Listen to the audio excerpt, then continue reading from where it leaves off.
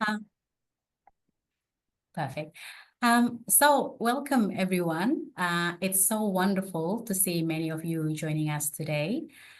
This seminar is a collaboration between Australian Law Librarian Associations, Victoria Division, and the Open Educational Practices Special Interest Group of Australasian Society for Computers in Learning in Tertiary Education. What a full name.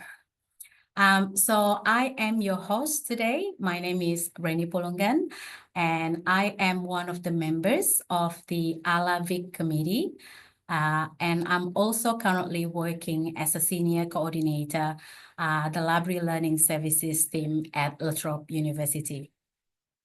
Before we begin, I would like to acknowledge that this event and our participants are located on the lands of many traditional custodians in Australia.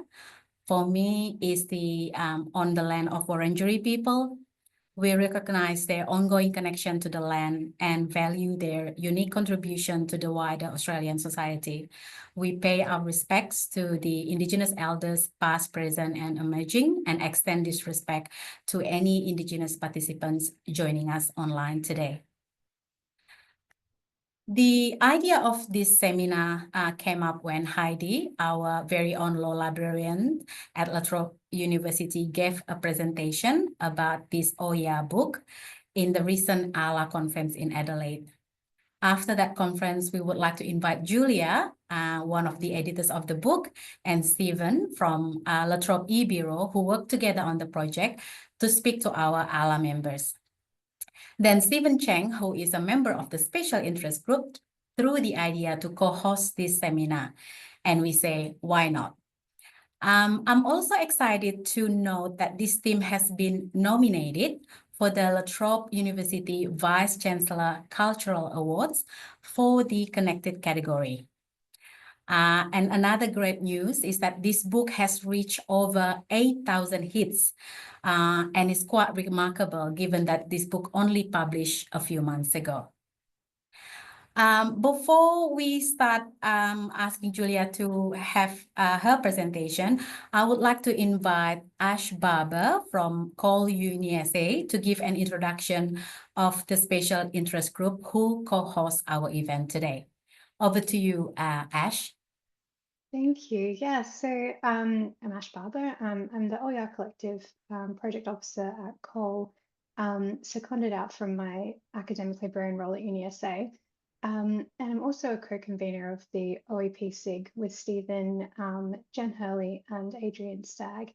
And our group really is a place for the community in open education to come together in the Australasian region. We meet monthly, so we can have just sort of casual conversations about what we're working on. We can collaborate on projects together. We can spark new ideas. We can troubleshoot problems as well, and we can try and build a collective together to advocate at a more national level. And as you can see on the slide, we are involved in several things. The OEP Digest is a section that I oversee. This is a monthly kind of newsletter that goes out. We try and capture all of the latest Australian and New Zealand texts in there to just help with that discovery aspect of OER. And so this book was definitely in there. We have the research and practice-based webinars, which is what Stephen oversees, and this is the kind of collaboration that we're doing today. We're also working on the book Open Education Down on OER, which we're launching at OE Global in 2 weeks now. So look out for that book, it's forthcoming. And you can see Alice has popped in the chat, and so has Stephen, links to our digest and our website if you'd like to get involved. You can also just scan the QR code on the slide. So very, very grateful to be collaborating with ALLA today to bring our groups together. Thanks. Thank you, Ash.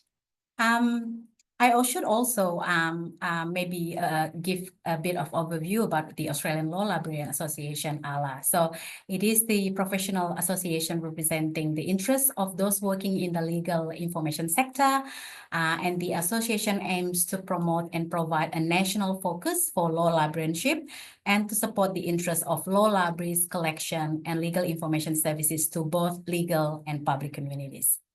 All right. With that being said, let me just navigate the slides. Okay. So we have three wonderful speakers today. So we have Julia, Dehm, Stephen Chang, and Heidi Butters-Stabb. I will read a little bit about the book itself and the bios of our three speakers. So as the world grapples with the escalating challenges of climate change, the legal profession finds itself at a crossroad. Climate change and the transition to a low-carbon society is already transforming all areas of legal knowledge. There is an urgent need to appropriately support and resource legal professionals to navigate this change.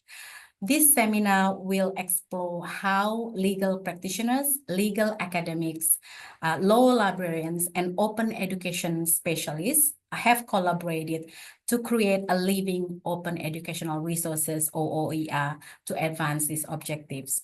Our panel will discuss how they created Becoming a Climate-Conscious Lawyer, Climate Change and the Australian Legal System, which was published by La Trobe e-Bureau this year, and how this third space cross-disciplinary collaboration can tackle problems in environment of rapid legal changes and urgent advocacy of change. So Julia Dehm is a senior lecturer and ARC DECRA fellow in the School of Law, La Trobe University. She is leading a project to mainstreaming climate change in Australian legal education and co-editor of this book that we're going to listen. And she published many other articles and books. In 2023, she was a member in the School of Social Sciences at the Institute for Advanced Studies, Princeton. Prior to coming to La Trobe, Julia was a postdoctoral fellow at the Rapoport Center for Human Rights and Justice at the University of Texas in Austin. She holds a Bachelor of Arts, and PhD from the University of Melbourne. Heidi Butters-Stabb is the Senior Learning Librarian at La Trobe University with responsibility for the law school. Prior to becoming a librarian, she practiced as a solicitor advising the not-for-profit sector. And since becoming a librarian, she has worked across the full trifecta of school, public, and academic libraries. And the last one, Stephen Chang coordinates open education programs at La Trobe e-Bureau. His focus is on empowering teaching academics and professional staff as emerging open practitioners through collaborative third space project. Stephen is a co-convener of the Open Educational Practices Special Interest Group. His current role is the coordinator, Open Education and Scholarship at La Trobe University. All right, without further ado, I will welcome Julia to speak first, followed by Heidi, and then followed by Stephen. Over to you, Julia. Great. Well, thank you very much, everyone, for coming. Thanks to Remy and ALLA for hosting, and also to the practice group and Stephen. So I want to also acknowledge that I'm speaking to you from the lands of the Wurundjeri people, and to stress that such an acknowledgement is really critical when we're talking about climate action and climate justice, given that Indigenous people are at the forefront of climate impacts, but also at the front lines of struggles for climate justice and against continued fossil fuel extraction.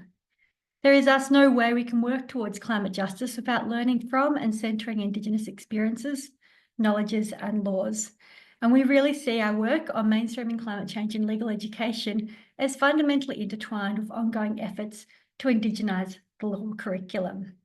So I'm really delighted to be speaking to you today about some of the work that I've been leading, and I want to quickly note my colleagues, Professor Nicole Graham from Sydney Law School and Zoe Ney from Melbourne Law School, who's been working, who are co-editors of this book with me. And co-conveners of this Climate Conscious Lawyers project, which is working to transform legal education to ensure the next generation of legal professionals have the relevant expertise and competencies to deliver legal services and promote climate justice to a wide range of clients in a climate transformed world. So as Remy said, in this presentation, we really want to talk about our experiences and learnings from this integrated project to use open education resources to respond to the challenge of climate change in the legal profession. And this project would not have been possible if not for the wonderful collaboration that we've had with open education resource professionals and the whole La Trobe eBureau team. So I'm really delighted that Stephen and Heidi are also here to expand on their sort of parts of the collaboration. So on the next slide, Remy's already introduced the text. And so we really see this text as addressing a gap in open education resources for legal education. It offers an original, innovative and accessible analysis of the impact of climate change on legal doctrines and principles, and thus provides an overview of cutting-edge developments about how this transition to a low-carbon society is already reshaping a wide range of laws in different areas. And we really hope the resource sort of underscores the importance of a transformative approach to legal education. So equipping law students to become climate conscious professionals with the confidence and competencies to deliver legal solutions in a transformed world. So the next slide. The book, 3 of the chapters of the book have already been published, but the book is a continuous work in progress. So we've got 26 chapters that are authored by 45 legal educators and professionals from across 15 law schools around Australia, as well as some practitioners. And the different chapters in the book will cover all the compulsory law subjects that a student in Australia must complete to be admitted to legal practice in Australia, as well as many popular law electives. And it'll be published in various tranches. So as I said, the first tranche, so we've got admin law, criminal law and procedure, and our introduction already published. More chapters will be published in early 2025 and further chapters in mid-2025. Next slide. And it is, as you've heard, published by the La Trobe eBureau, and we're really excited. I think this is an integral part of the project that it is being published in this digital and open access format, because it allows us to create a dynamic resource that can be updated in responses to these ongoing and really fast-moving legal developments in this area. And it's also allowed us to embed multimedia content, to link to relevant cases, to link to relevant legislation, and really make it an integrated resource. So what I really want to speak about too is the rationale for this project. So on the next slide, a bit more about how this is part of a central part of a much broader project that we're doing to transform Australian legal education to produce more climate conscious lawyers. And the premise of the project is that climate change is one of the defining challenges of our time, that law plays a key role in climate change responses, and that law is also being transformed in these responses. That climate change impacts and the transition to a low-carbon society are already posing fundamental challenges to many different areas of law. And that these changes go beyond like a specialised area of climate law, but really impact on all areas of law and all parts of the legal curriculum. And thus we argue current law students need a transformative legal education to become climate conscious legal professionals. On the next slide, we sort of just identified some of the ways that we're thinking about this, recognising that some legal doctrines or areas of law might have contributed to climate change and its underlying inequalities, and these might need to be challenged and rethought. That some areas of law and legal competencies might help us address climate change, and these are being mobilised through new forms of litigation. We're also seeing new legislation, most recently about corporate disclosure obligations, and some legal doctrines might be impacted by climate change or the transition to a low-carbon society. For example, there's a lot of arising questions around insurance, for example. So this means, next slide. This means that lawyers increasingly have an obligation to adopt a climate conscious rather than a climate approach to daily legal practice. As the Chief Justice of the New South Wales Land and Environment Court, Justice Preston, has argued, a climate conscious approach requires an active awareness of the reality of climate change and how it interacts with daily legal problems. On the next slide, the need for legal practice to become more climate conscious has been highlighted by legal bodies in Australia and internationally. In its 2021 policy statement, the Law Council of Australia sort of identified this that novel complex areas of law are arising and are likely to arise across multiple legal practice areas, and that diverse groups of Australians will also present new demands for lawyers that lawyers need to respond to. On the next slide. They thus identify that lawyers have an obligation to be alive to the implications of climate change and its consequence, and they should be informed, skilled, and ready to assist clients on climate change-related legal matters within their areas of skills and competencies. So there's this sense of an evolving duty on legal practitioners to be climate conscious. Next slide. But also, even though this is a key part of the policy, it says very little about legal education. It just assumes that this sort of requirement for continuous professional education for existing solicitors and barristers and legal education for future legal practitioners is sort of just going to be taken care of. Whereas I think we sort of feel like it needs an active intervention in this space of legal education to drive these types of changes. On the next slide, just got some excerpts from this year. The Law Society of New South Wales issued a practitioner guidance from solicitors around climate change, and I think we can expect to see similar sort of guidance notes in other jurisdictions in the future. So I hope this sort of given you a flavour of that this really is a key question for the legal profession at the moment. And one of the reasons why, we're seeing all this development in law is the crucial role of climate litigation. There's been a real global surge in climate litigation. So this graph here is from UNEP's 2023 climate litigation report. They document over 2,000 climate litigations globally. And most of those were in the US, but Australia's the second highest number of climate litigation cases.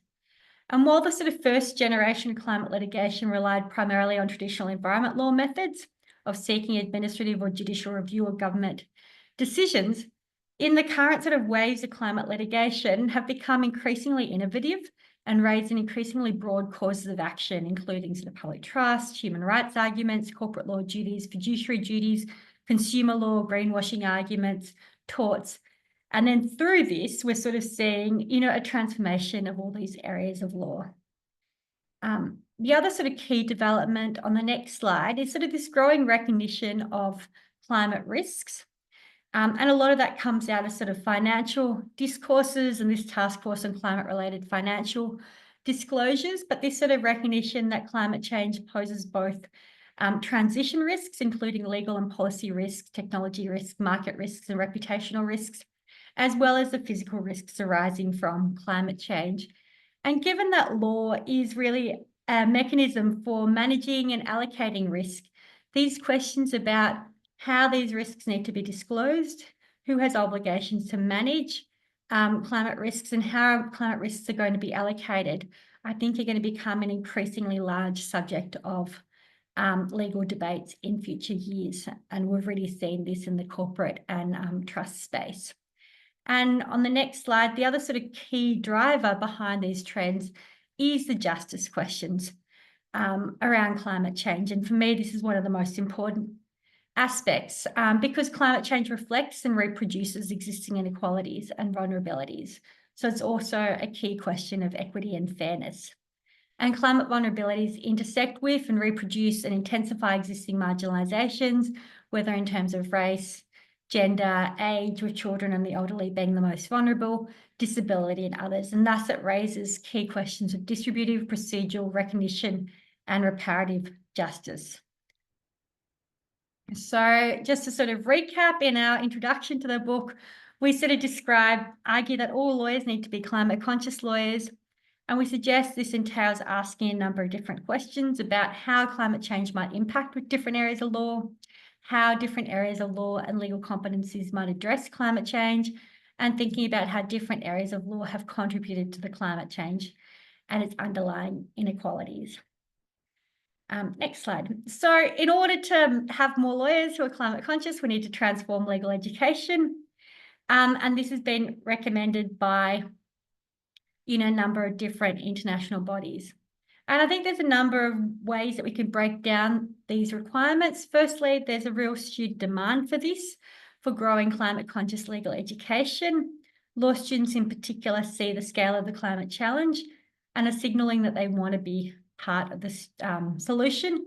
They recognise that addressing climate change is an urgent imperative and want to use their legal skills to promote mitigation and adaptation. There's also a sort of broader social need. As I keep saying, current law students will be leaders of the profession in the middle of this century when the global community is committed to reaching net zero. And thus it's really crucial that it's this generation of lawyers that's provided with the training and support to be climate literate or climate conscious legal practitioners. And another thing that's increasingly discussed in sort of discourses on climate change is sort of this risk of stranded assets. And that's normally talked about in terms of fossil fuel assets that can't be extracted if we're to limit warming to 2 degrees. But I think increasingly we need to start thinking about also that it's like, you know, degrees that don't equip students for a climate transformed world might also become a stranded asset. So that we need to be updating our degrees to make them relevant for the future needs of the profession. Next slide. So for those who don't know, just cap that in Australia, law is a professionally accredited degree. And thus, in order to be eligible for admission as a legal practitioner, you need to have completed a set of prescribed subjects or prescribed knowledge areas. And thus our initial focus was really on these areas. And this is the areas that we're really committed to driving change in, because these are the areas that all law students will need to address. And just to give you a bit of a flavour of our thinking, on the next slide, I've got some examples about criminal law, for example. There's questions about whether fossil fuel companies could be charged with homicide or other crimes for causing the climate crisis. But there's also a lot of questions about how criminal law is engaging with climate protests. We're seeing the defence of necessity being used. We're seeing bail being denied as forms of quasi-injunctive relief. And I think by bringing a climate lens to a question of criminal law, it really opens up broader discussions about the purpose, functions and biases of the legal system. On the next slide, a brief snapshot about tort law, company law. We've seen real developments in this area. Most recently, new legislation that requires companies to disclose climate risks, but we've had shareholders taking companies to court to force this sort of disclosure, as well as increased shareholder activism. On the next slide, I've got a brief sort of flavour about contract law that we might not immediately think about in terms of climate change, but there's a real growing movement by practitioners to incorporate climate conscious contractual clauses, this work being spearheaded by the Chancery Lane project. But there's also questions about, you know, whether climate change impacts might constitute a force majeure event, they could cancel a contract, etc. And one of the other areas on the next slide is professional responsibilities. This new guidance by the New South Wales Law Society about the professional obligations of lawyers. We also have students being increasingly vocal on these questions. Law Students for Climate Accountability is developing a scorecard to rank the top law firms based on how much fossil fuel work they do. And some law students saying they don't want to work for firms that work for the fossil fuel sector. So in the interest of time, I can't go into any more sort of areas, but I hope that's given you a sense of that flavour of how it really is relevant. Climate change really is relevant to all these areas of legal practice. But one of the things that we also have highlighted is that in incorporating climate change into legal education, we need to be attentive not just to content, but also to competencies and also to the emotional overlay of this, that climate anxiety is being recognised as an increased phenomenon, that teachers need to be equipped to deal with these sort of questions and to acknowledge the realities that underpin sort of climate anxiety and to be attentive to those sort of dynamics in the classroom, and that we structure the content in a way that feels empowering to students, that allows them to have greater hope, to feel like they can be part of these solutions, rather than students learning about climate change in a way that just feels overwhelming, overbearing, and, you know, in a way that sort of makes them feel more anxious.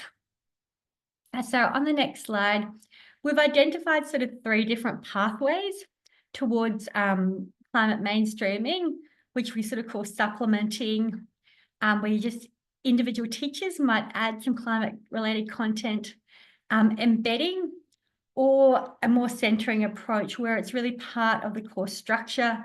scaffolded it across the course, part of the course learning objectives, and then part of the assessment. And we're seeing some institutions in Australia, particularly QUT's been a leader in this space, adopting this sort of pathway. But we're saying you don't need that sort of institutional commitment, even though I think it's really desirable to mainstream climate change in legal education, because individual teachers can also do this individual supplementing work through resources such as this book. But in order for all of these things to work, we've identified 3 prerequisites, which are on the next slide. And this is awareness of the need for climate mainstreaming, that more legal educators and professionals are aware of this, educational resources that can be used, and thus the development of this textbook, as well as networks of peer support to encourage each other in that process of climate mainstreaming. Next slide.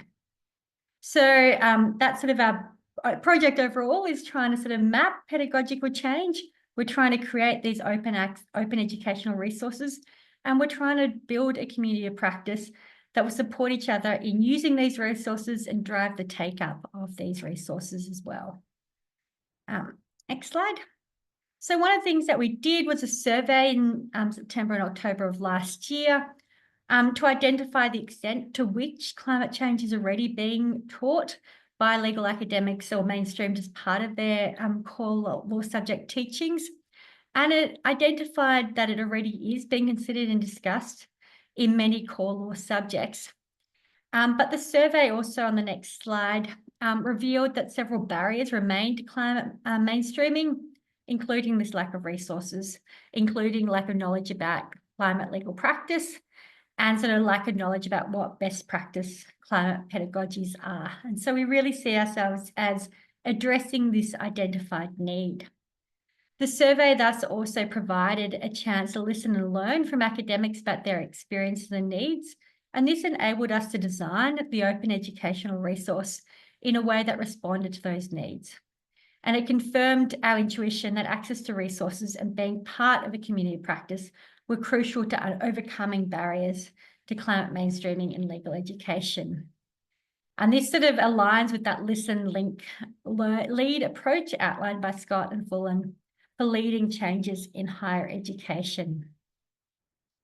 And we're also trying to build a community of practice to promote these resources and support the shift to climate conscious legal education, including hosting national and international workshops, conferences.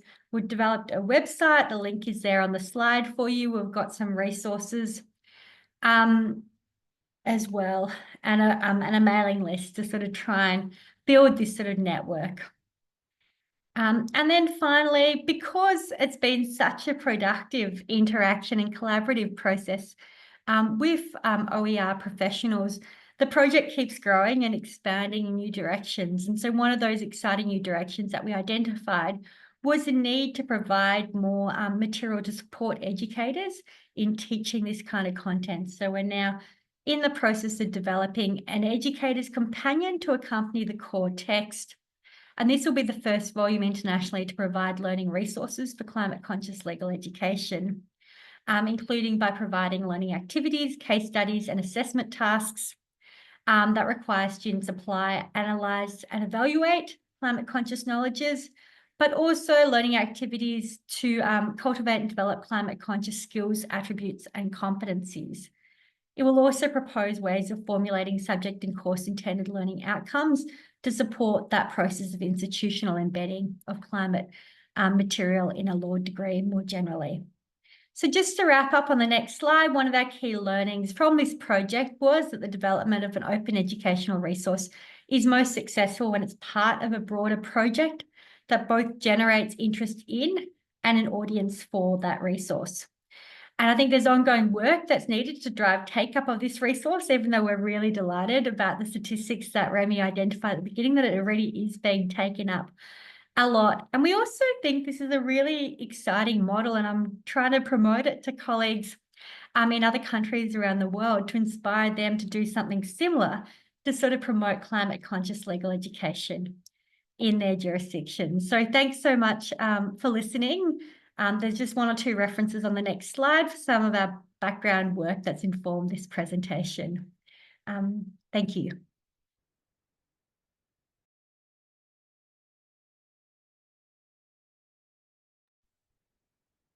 Rennie, you're on mute.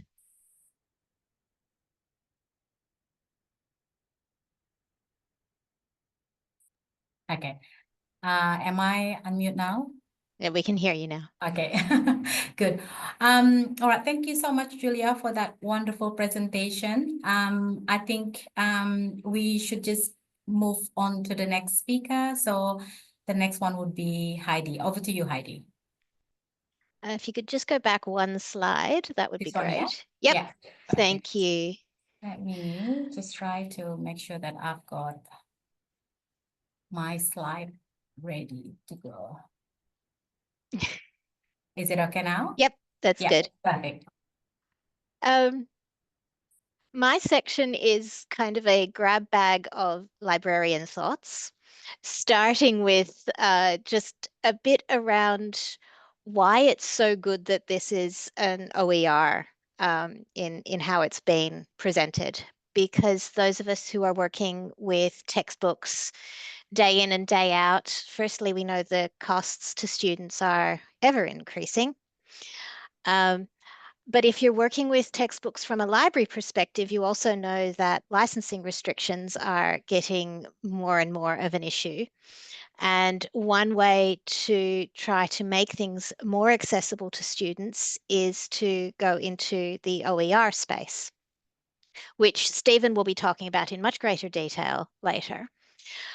But in law in particular, there is an added angle that the legal publishers kind of have things quite nicely sewn up because of our need to work with canonical texts.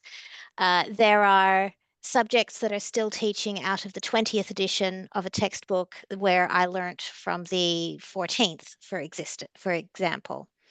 And it can be very difficult to convince someone that it's actually a really good law degree if you're not using the same textbook that they learnt from. Obviously, this project does not completely replace any individual textbook in a priestly subject.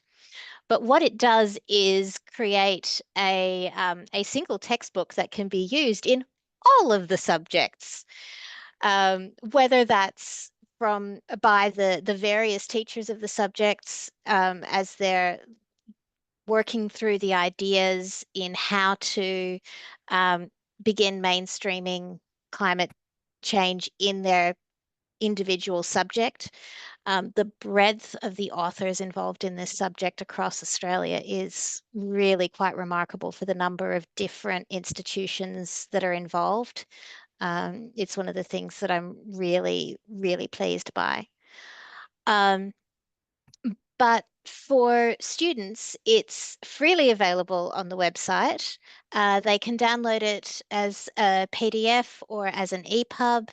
They won't have difficulties when it comes to ongoing access, so long as the servers keep being paid for, one assumes.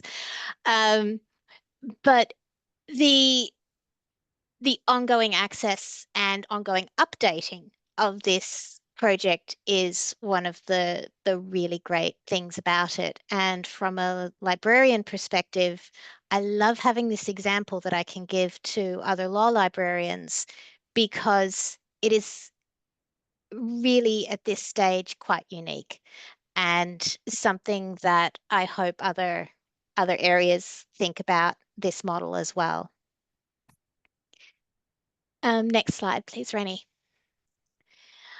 The other thing that I wanted to bring up is just some thoughts about climate conscious legal research. Now, this is a fairly developmental area at this point, partially because all the work that I've been finding on sustainability of research and responsible research comes from the STEM side.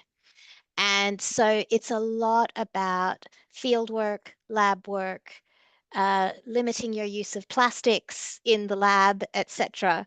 And it's only just beginning to be adapted for the more, it's not quite desk research in legal research, but your research is done slightly differently in law than in STEM. And so I've got a couple of examples here, and then one that I didn't manage to get into a slide. This first one is the environmental responsibility framework of 5 R's: recognizing the impact of your research, refining questions to limit that impact, reduce the impact, replace what has been damaged, which goes into restore the environment at the end. Now you can see how this is much more from a fieldwork perspective than it might be from looking through journal articles and doing projects in the way that legal research tends to work. But of course, one of the big things that we're starting to realize is that, for example, legal research databases are beginning to incorporate generative AI in ways that it is difficult to get away from. And we have the question of the environmental impact of generative AI. So that is one area where it is important to recognize the impact of the legal research and consider how can we reduce that impact, refine our questions, think about how much generative AI we use, and maybe limit that to limit the impact. And also the term generative AI research is a misnomer anyway, but that's a question for another day. Next slide, please. This one I particularly liked, firstly because the very first idea is cherry picking is allowed, which is why, as you can see, there are not in fact 10 ideas on this screen, because I cherry picked the ones that were more relevant to the climate conscious lawyers project. One of the main things in this 10 simple ideas article is about working collectively and reproducibly. And I think that that is encapsulated by this project. Again, the going to the experts in areas of law, bringing everyone together to work on a single project rather than working separately and, you know, coming up with things quite separately. I think that's one of the really good things about this project. Embracing remote participation was also very definitely done by this project. We had some workshops with the authors, and I, in fact, work 400 kilometers away from the main La Trobe University campus, so I do a lot of remote participation, and that included my participation in one of these workshops as a library representative who could share both the e-bureau's ideas and knowledge about what we were going to be able to do with this project, and then also come from the library perspective of thinking about things like which version of cases were we going to recommend linking to, because of course you get into questions of authoritative versions versus the open access nature of ALLA, and we went with open access in the end. And so those are two examples of where there's starting to be some development of thinking in terms of sustainable and responsible research. The third one is from the Normandy Chair for Peace, who have a specific project looking at how to adapt the European Commission's responsible research guidelines to legal research. And it's a really interesting project. They have just published a book. However, despite one of their arms of their work being open access, they unfortunately did not publish the book open access, and I'm still waiting for the physical version of the book to arrive from Europe. So I can't actually say much more about it, but I'm keeping an eye on it because I like the idea that we're starting to look at, well, how do we take these ideas that have developed in STEM and adapt them to legal research and its peculiarities. So that's all I wanted to share, and I will hand over to Stephen. Thanks, Heidi. So I'll expand on what Julia and Heidi have touched on by delving further into why OERs have been such a strong match for this project. And I guess part of it is that traditional textbooks have often been about transmitting established knowledge, so kind of going on the principle that it is how it is because that's how it's always been. And this is perfectly okay if established knowledge is sound and effective. On the other hand, sometimes it's problematic if it amplifies existing gaps, blindnesses, or ineffective learning design. And that's a big problem. And even OER projects aren't immune to this. And one of the common mistakes I see is people limit their view of open education to a narrow lens that only focuses on access in a one-dimensional way. So open access or closed access, which means you can make transmission of content free of cost, but you leave the gaps untouched. And my experience is that OER projects have been most effective when they're paired together with change projects, any projects focusing on advocacy or transformation. And you've just heard from Julie about how this project firmly falls into that.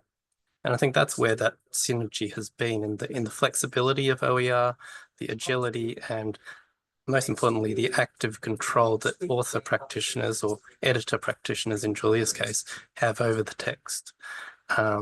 Practitioners, aren't subject to the commercial pressures of generating publisher revenue, which, apart from creating costly textbooks, often leads to a narrow selection of topics and content, only choosing those that can reach a mass market. Next slide, please. We can hear a bit of background. Is that your background, Stephen? Sorry, I would rather use my headphone. Is this better? That's okay. Better. And that control that practitioners have means that OERs can serve dual roles. They can be catalysts for change, but they can also be responses to change, sometimes both at the same time, like in Julia's OER. It seeks to change legal education, but it also dynamically responds to the community around it. For example, the survey respondents expressing that alternatives are needed. Next slide, please. So to continue this theme of catalysts, projects like Climate Conscious Lawyers are a chance to fundamentally rethink the concept of the textbook, I think. Yeah. For example, how often are new editions of texts driven by actual learning and teaching experiences and needs? It seems too often new editions are wielded by traditional publishers as a strategy for revenue generation and to basically neutralize the secondhand book market that students engage in. And that just, leads to an endless stairway of more editions, more costs for students and libraries, and rarely kind of pedagogy focused. So that makes us think, what would the alternative look like? Next slide, please. We basically might look something like this.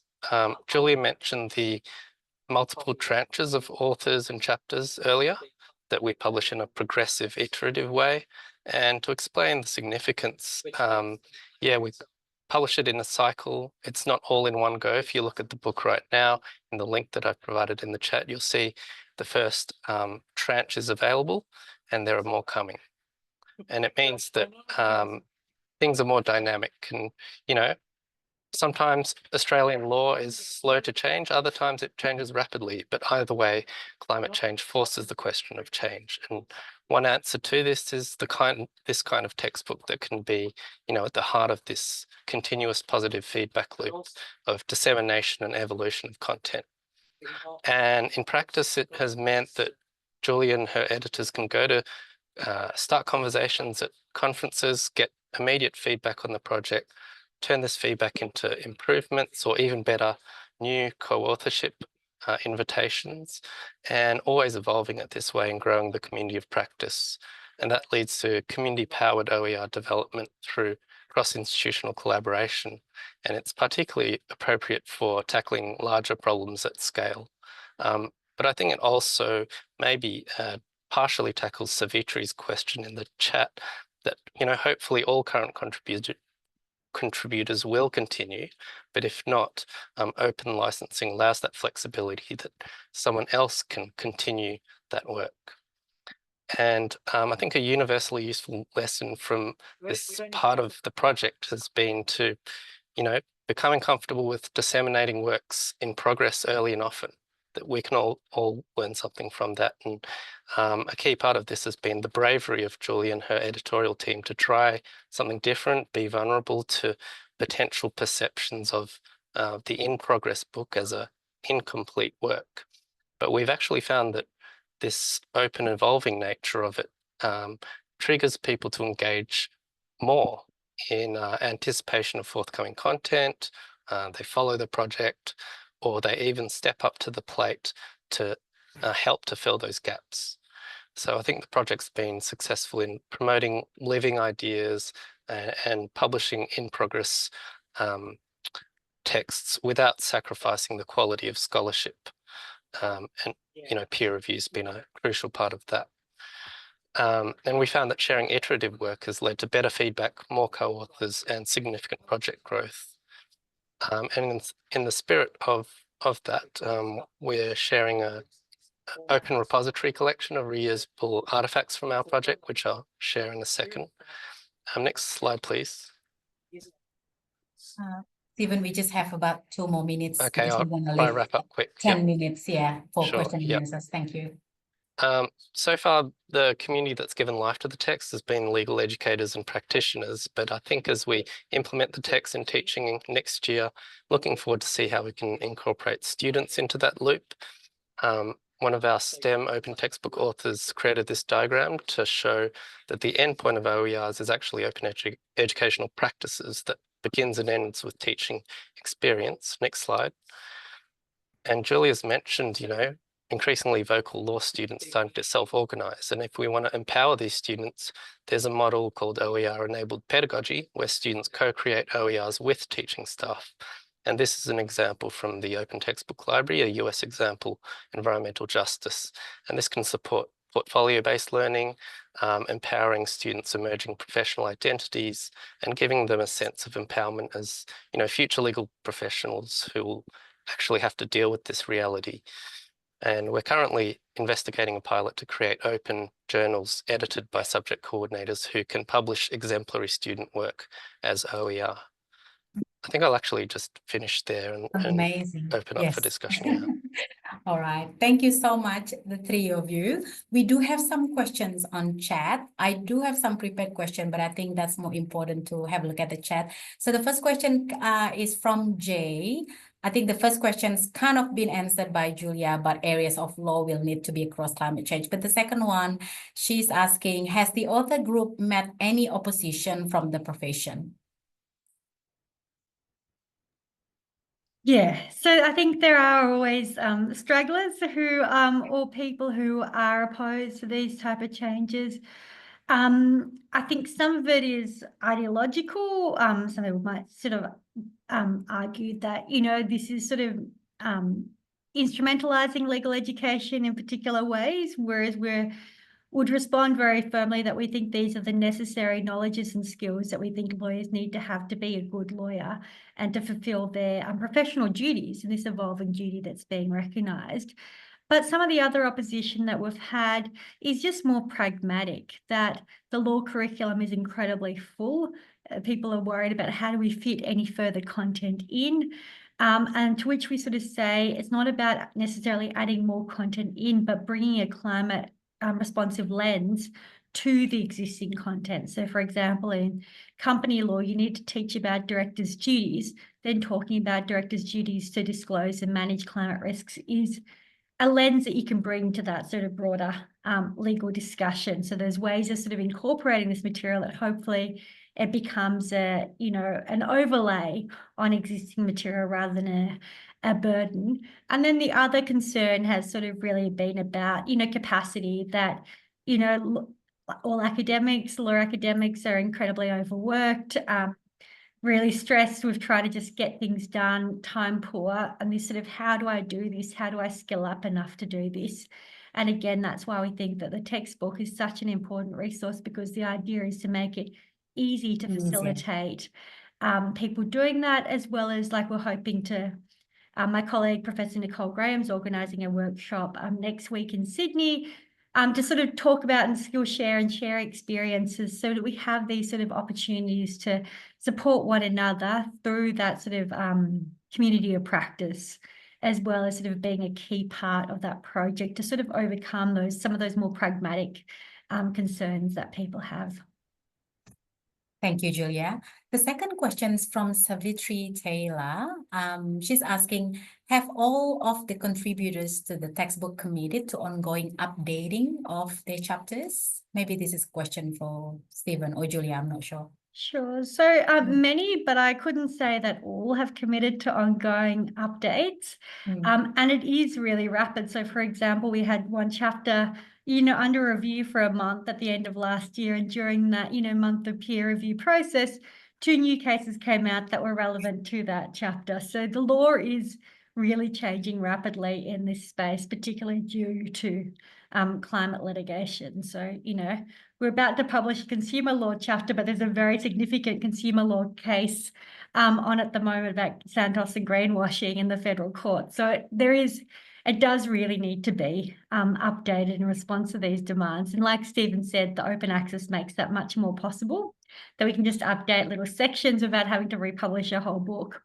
But one of the other things that I think is really important is that we're publishing it under a Creative Commons attribution non-commercial share alike license, which allows for these sort of updates, but also allows us to bring in new authors that can update chapters if for whatever reason an existing author no longer has the capacity, time, they're on leave, whatever else interest, to continue to do those updates. So that license allows others to take up and reuse that material in those chapters with appropriate attribution of the original author's work. So we really hope that these elements sort of facilitate the ongoing update of chapters. Amazing. Any other questions that people would like to ask? I'm just scrolling down the chat now. Can't see anything. I do have some questions. Maybe I'll ask Heidi.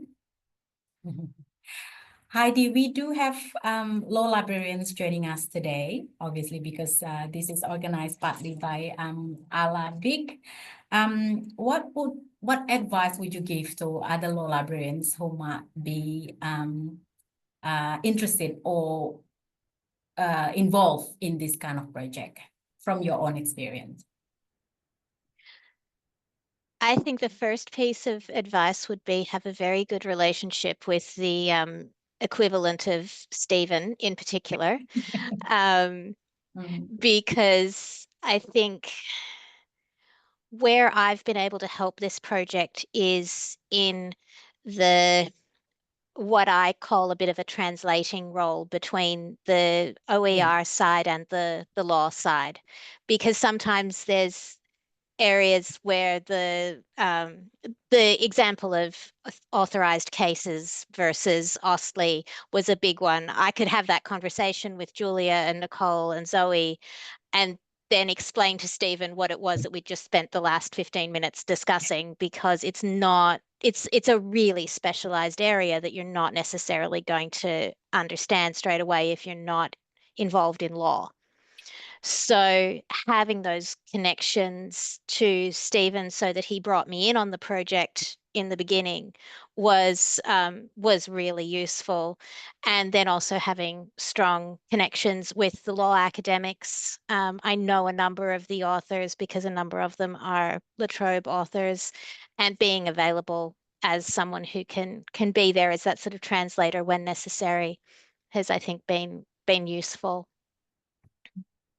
Thank you, Heidi.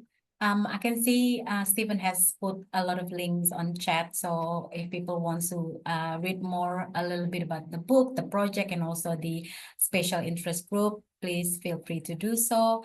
Maybe last question for Stephen then, before we wrap up our seminar today. What were the main challenges in this project?